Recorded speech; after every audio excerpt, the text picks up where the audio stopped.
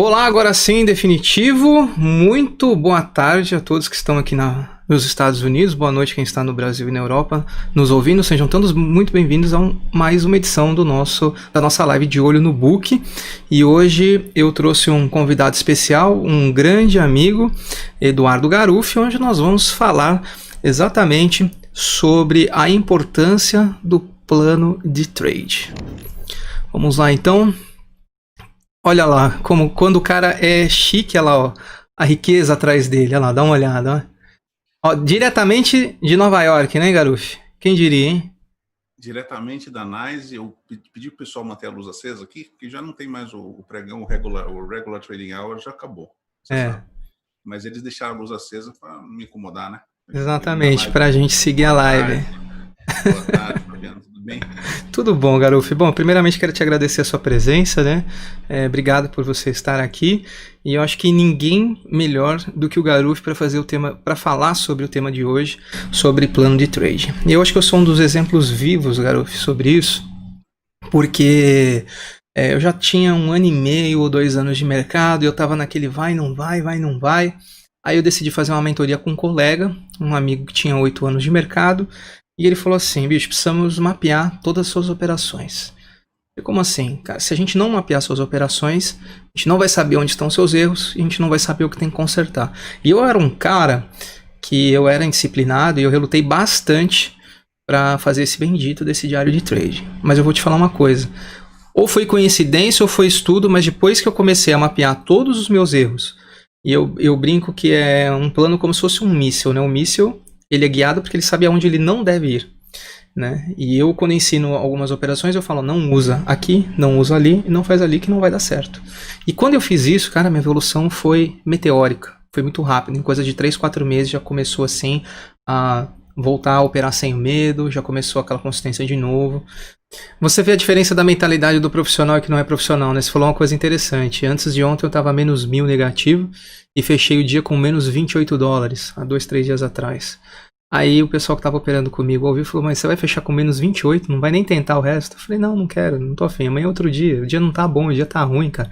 Eu ainda saí de menos 1.000, fui pra 0 praticamente, né, com menos 20 e pouco, pra que eu vou tentar isso? Então, indo nessa linha que você tá falando, quando a gente cria essa certa maturidade e confia, e detalhe, hein, conforme eu tomei essa perda por causa de boletadas que eu não tava esperando, e eu fui recuperando ali, eu diminuí a minha mão, ou seja, fica muito mais difícil de você recuperar, né?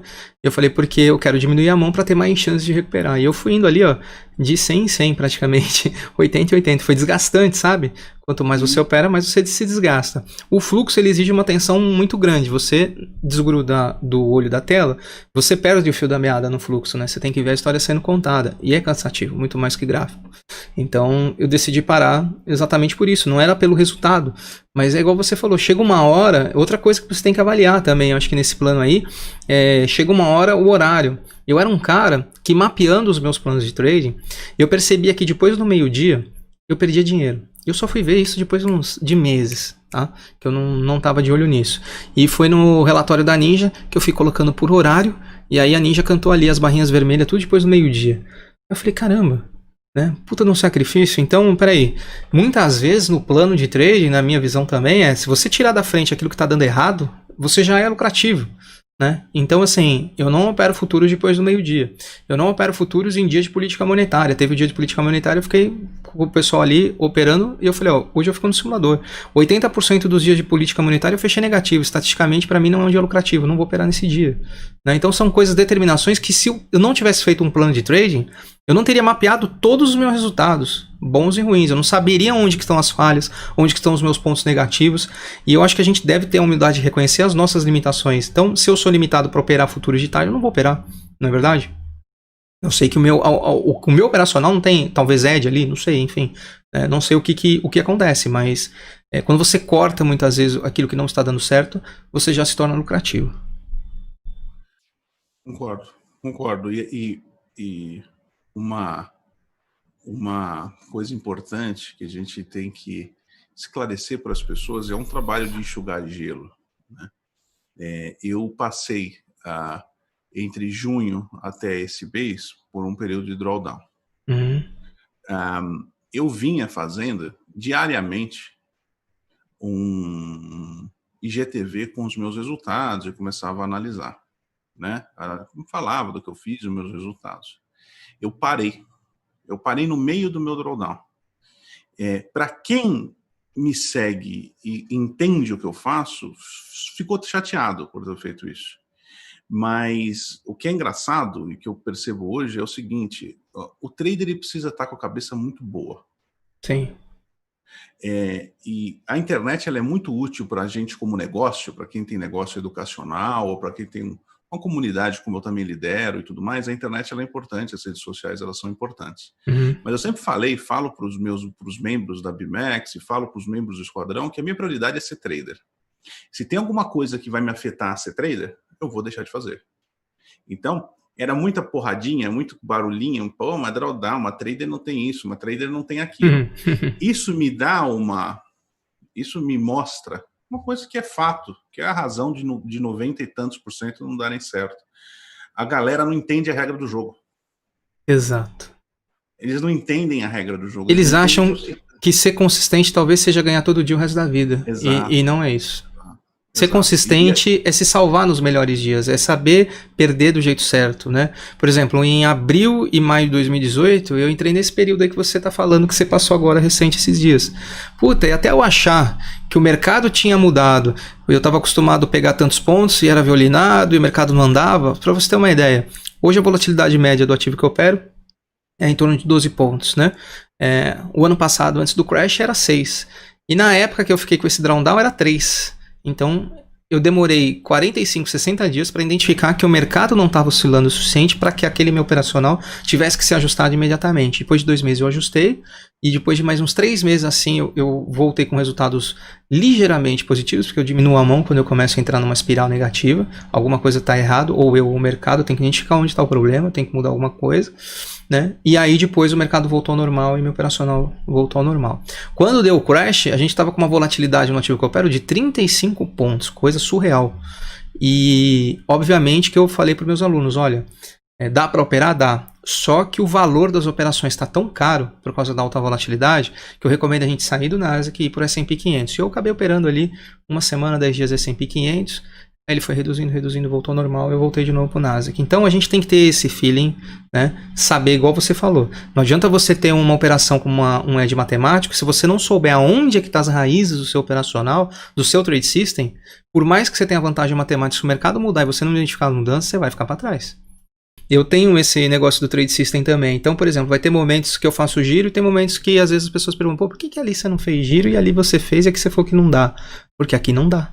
Aqui eu não tenho proteção, aqui eu não tenho score, aqui eu não tenho limite, aqui se eu tomar uma boletada contra vai arrastar 20 pontos para baixo, aí minha defesa vai estar onde? Eu não quero passar esse calor, eu prefiro virar a mão e pegar 10 no meio do caminho, né? Um exemplo. Então vai ter pontos, a gente sabe que vai ter momentos e horas que a gente deve fazer determinadas operações e momentos que não deve. Por exemplo, o mercado de baixa frequência é um mercado que eu não gosto. Baixa frequência, na minha visão, é um mercado que tem baixa velocidade do número de negócios. Algumas pessoas chamam de baixa liquidez, mas como a gente olha a lote na tela em book, se os lotes estão no mesmo tamanho, estão cheios de lote, não tem baixa liquidez, né? Então a gente tem baixa velocidade dos negócios.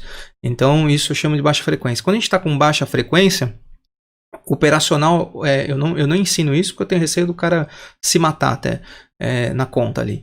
É totalmente ao contrário. Como que a gente opera o mercado de baixa frequência? Por exemplo, você espera uma boletada grande limpar o book todo, limpou, parou, não continuou, porra ao contrário no topo mesmo. Volta 4, 5 pontos, você põe no bolso. Absorção, vai algum tipo de absorção, um fade de uma absorção, alguma coisa assim, um fade de uma boletada. Nesse caso seria uma exaustão, porque na absorção vai entrar um player contrário aqui, começa a vender, e aí você vê o timings in sales, que a gente chama de timings in trades, começa a printar de verde a agressão compradora, né? E aí não desloca um tique para cima. E isso seria uma absorção. A partir do momento que o preço foi e parou o vento, não tem ninguém batendo para nenhum dos lados, exaustão. Então, dá aquela boletada, você bate o contrário. O cara dá aquela boletada, o robô dá aquela esticada para pegar os lotes dele, o spread dele para baixo, você vai e compra o contrário.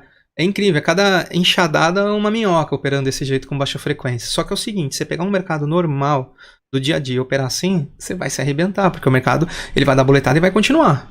Entendeu? Então, você percebe que são operacionais diferentes para dias diferentes. E a maioria da galera que está chegando não entende que vai ter dias que o mercado é de um jeito e dias que o mercado é de outro. Você tem que mudar e se adequar. Mas é igual você falou. Ah, peraí, hoje eu já vi esse dia atípico para mim. E assim, o dia hoje vai se comportar assim. Enquanto ele não mudar o comportamento, eu vou adotar essas medidas e vou operando assim. Então, eu acho que é bem por aí. E a gente só vê isso como? Através do plano de trading, sabendo qual o ponto fraco, qual o ponto forte. Por exemplo, você deve ter vários tipos ali de estratégiazinha na manga e deve ter algumas que você é mais ganhador, você fala, puta, essa aqui eu adoro pegar, né? Por exemplo, stop de big player. Na minha opinião, é as que eu mais pego o payoff.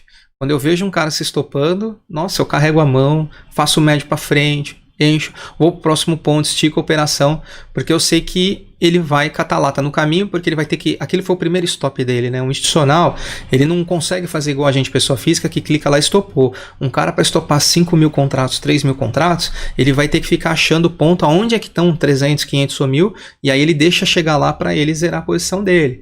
Então a gente sabe que ali foi o primeiro stop dele e ele vai ter que fazer mais. E geralmente os trades de tendência tem muito stop, né?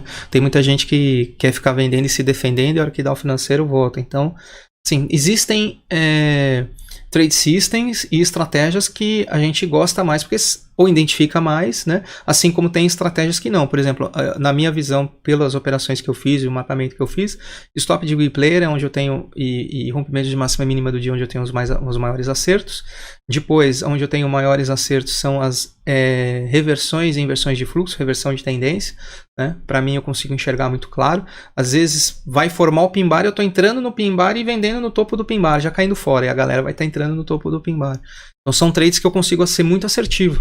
Então, por que é interessante? Porque às vezes, né, o Garuf que está aqui, às vezes ele não é assertivo nesse ponto, mas ele é assertivo em outros. E às vezes quando você faz um treinamento, um curso, o cara te ensina lá meia dúzia de estratégia. 3, 4, 5, 6, não importa. E daquela meia dúzia, vai ter algumas 2, 3 que você vai se identificar melhor e vai enxergar melhor. Então, é por isso que é importante você saber exatamente onde são os seus pontos fortes, onde são os seus pontos fracos. E saber respeitar os seus pontos fracos, né? Por exemplo...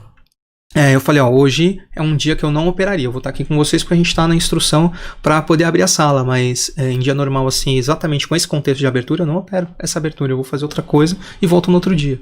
E geralmente, quando são dias assim, depois das 2 da tarde começa a dar game. Eu não vou ficar das 9 da manhã às 2 da tarde para esperar uma entrada. Eu não tenho esse sangue frio. Não sei você também.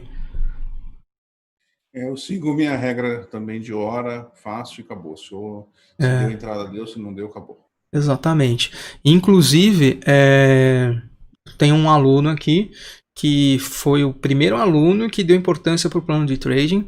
Ele desenvolveu uma planilha onde ele sabe tudo, cada pelo, aonde está o índice de acerto, o payoff dele, o que ele acerta, o que ele erra. É engraçado que ele fez ali, né, umas observações. Eu tenho muitas regras no meu trade system, né? Olha, por exemplo, se estopar 2 vezes na mesma região, não abre a terceira operação. Um exemplo que eu dou, né? Se aquela região tiver duvidosa, você está em dúvida, espera o próximo ponto de entrada. Coisas simples, bobas, que faz toda a diferença. E ele colocou lá uma planilha que ele falando, olha, eu respeitando todas as regras, eu fecho tanto o mês para frente.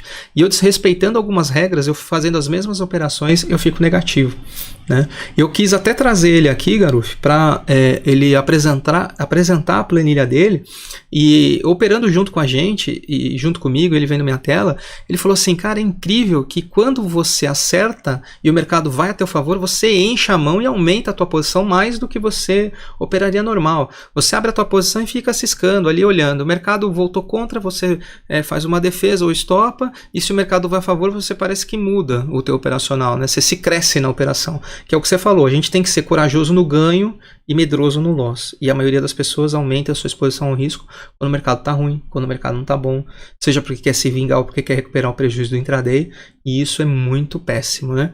Eu vou trazer ele aqui, Garuf, para falar com a gente. Vamos lá, trazer o Jorge. Jorge, seja bem-vindo, né? Dá um alô para a galera aí. Tá com seu áudio fechado. Abre o teu áudio aí no Zoom, pra gente poder ouvir. Ok, tá me escutando agora? Agora sim, eu tô. Vamos lá, acho que... Tem um delay pequeno aí, né? Tem sim. pro YouTube. Mas me fala uma coisa, Jorge, a gente lá atrás, há um bom tempo, começamos uma mentoria, e acho que foi na mentoria que você viu a importância de a gente ter um plano de trading, né? E logo em seguida você preparou uma planilha que eu achei fantástica. Inclusive ele está mapeando alguns trades meus que eu pedi, né? Porque já faz um bom tempo que eu não planilho mais minhas operações e é interessante ter esse controle, né? Então eu quis trazer ele para estar apresentando. Eu queria que você falasse um pouquinho, antes da gente compartilhar a tua tela, Jorge, o que você percebeu que mudou depois que você começou a ter um plano de trading? Beleza. No início eu era muito focado em assertividade, né? Saber quantas operações eu estava acertando por dia, quantas eu estava perdendo, e comecei a ver esse tipo de número, mas não era suficiente, né? Porque você, como está aprendendo, né? No início você está aprendendo, então só pensa, não, é ganhadora ou perdedora, né? E depois que eu comecei a ver que aquilo não era suficiente para a minha evolução, então eu precisava criar regras para mim e saber mais números, saber realmente, é ganhadora, mas quantos pontos você ganha numa operação ganhadora dessa? Né? Quanto você está perdendo numa operação perdedora? Aí eu comecei a fazer, eu preciso de mais dados. Aí comecei fiz uma nova planilha, pegando mais dados, monitorando, como é que eu posso dizer, tintim por tintim mesmo, assim, cada operação, e sabendo realmente aonde eu estava entrando, qual era a estratégia que eu estava entrando, como é que estava o mercado naquele dia, se eu estava entrando numa operação compradora com a tendência de baixa ou de alta, que o Garuf conversou aí também, para estar analisando realmente onde eu deveria melhorar, né? E uma das coisas assim que foi muito importante, não só ter esse tipo de informação, mas também depois que você tem esses resultados, você começa a analisar onde você precisa parar também. Parar, que eu diga, não só deixar de fazer as operações que são mais perdedoras, mas ter limites operacionais, né? Ter limites de perda, ter limites de ganho, para não devolver também aquilo que você já ganhou. Não só financeiro, né, Jorge? Não só financeiro, mas quantidade de operações perdedoras. Assim, para você, eu acho que o mais difícil do trade é ser disciplinado. E isso faz toda uma diferença, né? Mesmo você criando regras, você tem que cumprir as suas regras. E para isso, para você saber se está cumprindo ou não, você precisa planilhar tudo, você precisa analisar e, vamos dizer assim, listar tudo que você está fazendo. Certo. Eu queria pedir para você compartilhar a tua tela para a gente. Espera aí que eu vou virar aqui. E você compartilhar aí a planilha para a gente. Eu vou mudar aqui. Tô abrindo a tua tela aí, tá bom? Beleza. Quando tiver aparecendo aí, você avisa. Vamos lá, tá aí. Já pode mostrar aí para a galera. Beleza. Essa aqui é a planilha que eu fiz, onde eu lanço todas as informações, né? Cada dia eu lanço as minhas operações e coloco algumas informações, como quantidade de entrada, qual foi a estratégia que eu utilizei. Tudo isso vem de uma aba aqui, chamada parâmetros, né? Primeiro eu parametrizei tudo, quais são os ativos que eu vou operar, quais são as estratégias, né? As coisas que eu vou fazer. E registro aqui tudo, tá? Mas só voltando um pouquinho antes da planilha, eu vou mostrar a questão das regras. Isso aqui eu imprimo e coloco na minha parede. Então eu criei as minhas regras depois de várias pancadas e vários erros, né? E eu coloco na parede e vou marcando se realmente eu fiz isso, né? Eu tenho a minha meta, onde eu quero chegar até o final do ano. E para isso eu tenho que executar todas essas regras aqui durante todos os dias, né? Que bacana. Então, o que Dá algum exemplo de regra aí que está na planilha, que você vê se seguiu ou não seguiu, isso faz diferença operacional? Dá um exemplo. Então vamos lá. Eu tenho que estudar depois que eu pego meus dados e vejo onde é que eu estou errando, eu Uhum. reviso algo do curso ou vejo algum vídeo relacionado àquilo que eu estou errando, né? Eu comecei a limitar os meus viés de pré-marketing, porque antes eu não, quando o mercado mudava, eu não mudava, vamos dizer assim, o mercado estava comprador e eu não limitava até onde ele era comprador, ele mudava para vendedor e eu continuava comprando, então eu comecei a monitorar isso melhor, Uhum. né? Eu fazia muita operação no meio do caminho, não sei se todo mundo aí já assistiu seus vídeos, mas é muito focado em áreas de trade location, né, que é onde Sim. tem a maior payoff. Então eu perdia muito quando eu operava fora de área de trade location, então eu comecei a colocar uma regra para operar somente nela. Uhum. E outras coisas que eu comecei a perceber depois que eu planilhei é que eu tentava fazer giro e perdia muito, porque eu não sabia fazer giro direito, né? Certo. Então, eu me limitei a fazer no máximo 2 tentativas de defesa, né? Uhum. E limitando a mão também. Então, isso foi uma das coisas que eu vou mostrar na planilha ali que mudou muito os meus resultados financeiros. E comecei a limitar também algumas coisas relacionadas a quando parar, né? Porque às vezes eu começava, batia logo a meta e continuava, devolvia o que eu tinha ganho. Ficava tentando recuperar muitas vezes e várias operações perdedoras e não, hoje não é o dia, né? Então eu limitei também a perder no máximo 4 operações. Uhum. Ainda fujo dessas regras de vez em quando e sou punido por isso, né? Mas tenho meus limites também, no máximo 12 operações por dia. E caso eu não atinja a meta, mas chegue a 80%, eu tenho que parar, né? Eu tenho que Boa. lançar diariamente e tem outras Ou coisas seja, também. muita coisa da área de risco que a gente ensina, você foi aí e colocou como regra, né? Coloquei como regra. Antes, isso aqui já é a versão 7, certo? Das minhas regras aqui, ó. Tá certo que eu vou sempre mudando. Perfeito. Vou ajustando e vou mudando. E aqui, por exemplo, antes eu operava mini e hoje eu passei a só operar micro também, porque eu não me acostumei com os stops do mini, É alto. né? Que é alto. Então, o que é que acontece? Depois que eu comecei a planilhar tudo, e eu comecei a analisar. Eu vou tirar os filtros aqui. Uhum. E eu comecei a planilhar em maio, tá? Eu Perfeito. vou botar meu resultado de maio. Nessa planilha aqui, eu tenho a minha assertividade, que mesmo acertando 70% no mês de maio, Uhum. eu perdi muita grana, né? Então eu comecei a analisar também quais eram as estratégias que eu mais ganhava e quais eram as que eu mais perdia. E quanto perdia, né? Aí foi por isso até que eu comecei a mudar algumas regras, por exemplo, de tirar o giro do meio. Aí eu Certo. comecei aqui, por exemplo, ver, meu resultado foi muito ruim, mas uma estratégia específica foi muito perdedora, né? Eu tenho aqui a análise de estratégia tanto em pontos quanto em financeiro, Uhum. em quantidade de contratos por entrada. Então eu disse, se eu não operar com giro, como é que ficaria meu resultado? Se eu não tivesse feito o giro em maio, como é que ficaria? Deixa eu ver se eu consigo dar zoom. Pera um pouquinho. Deixa eu ver se dá pra. Eu acho que não dá. Estão pedindo pra eu dar zoom aqui, pessoal. Não sei o Deixa eu ver porquê, se eu mas. dou um zoom aqui. Não consigo daqui dar o zoom, não. Talvez tenha melhorado aí.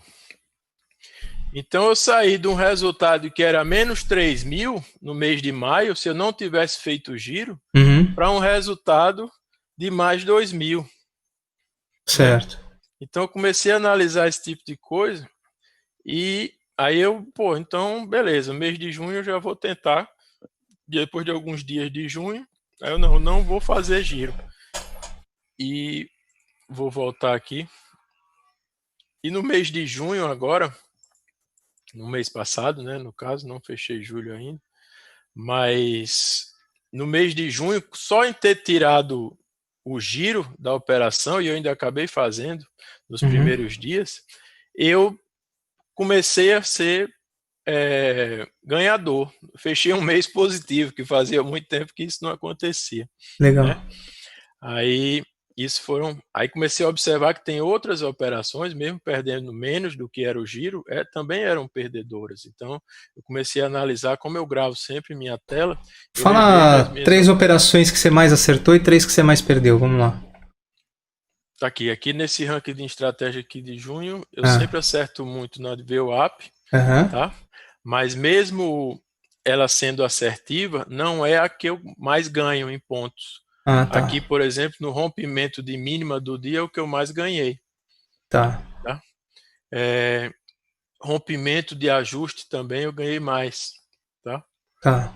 Então, o teu fator, analisar isso aqui. Teu fator de lucro aí tá em torno de quanto? Nesse mês aqui estava 0,34, com assertividade de 66. Tá. Aí o que é que acontece? Outras coisas que eu comecei a analisar foi a quantidade de operações que eu fazia por quantidade de entrada também. Eu operei já com 1 contrato, com 3, com 4, com 5 e com 6, né? E eu vejo que mesmo fazendo menos operações,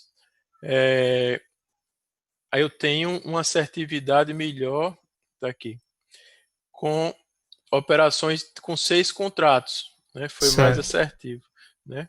E agora que eu comecei a analisar suas, isso aqui é a minha média de pontos por operação, né? E agora eu comecei a analisar as suas operações nesses últimos dias aí, né? Comecei a planilhar também. E comecei aí, assim, a gente vai tentando onde é que a gente pode melhorar, né? Sua assertividade é muito maior do que a minha. Tem dias de chegar a mais de 80%, 85%. Normalmente gira na faixa aí dos 70%. Teu fator de lucro também eu faço bastante médio giro, né? Diga-se de passagem. Faz também. E você tem confiança. Isso é muito importante. Como você comentou aí há pouco tempo, você sabe a hora de ser afoito. De se crescer no jogo, é isso aí. Crescer no jogo. E uma das coisas que eu percebi é que quando eu comecei a planilhar as suas operações. Claro que isso aqui é meu, não é seu, né? Mas a minha média de pontos de operações ganhadoras gira em torno de 3, no máximo 4 pontos. As suas é tudo acima de 6, 8 pontos. De média, operação, né? De média de operação. Então, tem aquela que você aumenta muito mais, né? Que chega a ganhar 20, 30 pontos, mas sempre você tem calma. Então, observando isso aí, analisando suas operações, eu vi onde é que eu posso melhorar. O que é que eu vou fazer para melhorar o meu fator de lucro, né? Por quê? Porque eu vejo que eu saio muito cedo da operação, ou faço parcial muito cedo só em ver uma boletada, para não ficar perdedor naquela operação. Certo. Então, esse tipo de análise, outras coisas que... Aí eu estou implantando, aos poucos estou implantando algumas coisas. Quando a gente tiver com as 4.000 operações, a gente divulga meus resultados aí. Não, porque acima de 400 já tem um perfil legal. E o que acontece? Esses dias estavam horríveis, né, Fabiano? Assim, estava muito difícil. Foi. E o que acontece? Quando eu comecei essa semana, eu comecei a operar o micro. E eu tinha operado acho que 3, 4 vezes o micro. Eu nunca fui de... Deixa eu tirar da tela aqui e passar pra gente de novo. Só um minuto.